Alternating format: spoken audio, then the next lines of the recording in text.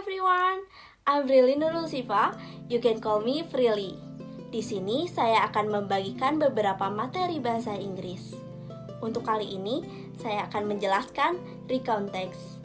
Agar kalian lebih mengenal lagi apa itu recount text, terus saksikan video ini sampai akhir ya. Yuk, kita mulai. What is recount text? Jadi secara garis besar, recount text merupakan sebuah teks yang mencerminkan kembali kejadian atau pengalaman di masa lampau.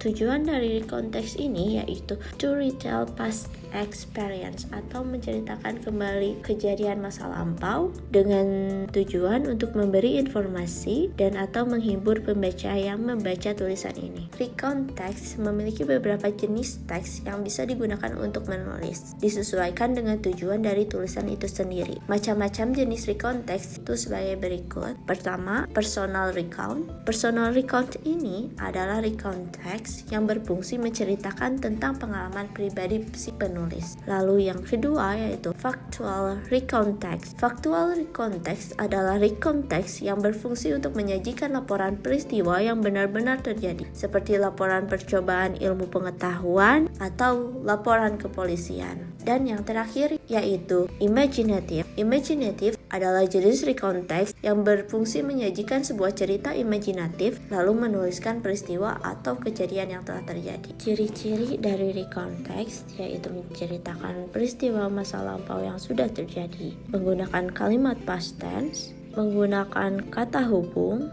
dan juga menggunakan action verb seperti spent, went, took, dan lain sebagainya. Lalu juga menggunakan kata keterangan atau adverb dan adverbial untuk menggunakan waktu, tempat, dan cara. Contoh, last month, in Malang, lately, dan lain sebagainya. Dalam membuat recount text, ada struktur yang harus diikuti saat menulis jenis teks ini. Struktur recount text terbagi menjadi 3 bagian, yaitu pertama orientation, event, reorientation.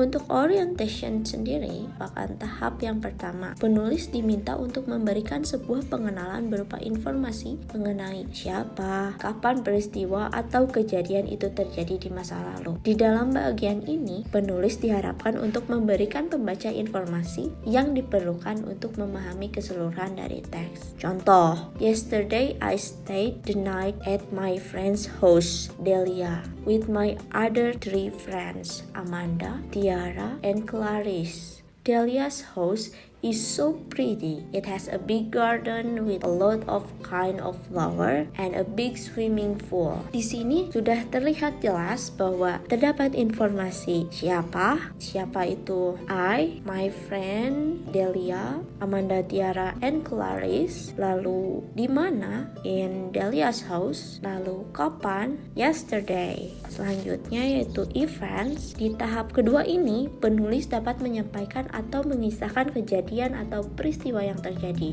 Penulis diminta untuk menulis cerita dalam urutan kronologis, seperti in the first day, in the next day, in the last day. Lalu yang terakhir yaitu reorientation. Tahapan terakhir ini merupakan tahapan pengenalan yang akan pengenalan yang ada di tahap pertama. Pengulangan yang ada merangkum semua peristiwa atau kejadian yang diceritakan. Di tahap terakhir, penulis bisa menuliskan rangkuman dari semua peristiwa atau kejadian yang diceritakan. Penulis juga bisa menuliskan komentar atau kesan personal terhadap peristiwa atau kejadian yang telah terjadi. Contoh, we finally go to sleep around 2 a.m. It was late, but we had so much fun. I would love to go back to Delia's house. Tuh, karena di tahapan ini menceritakan kembali orientation yang tadi kita ceritakan. Begitu. For the example, kalian bisa pause video ini dan kalian bisa amati yang mana orientation, events, dan reorientation.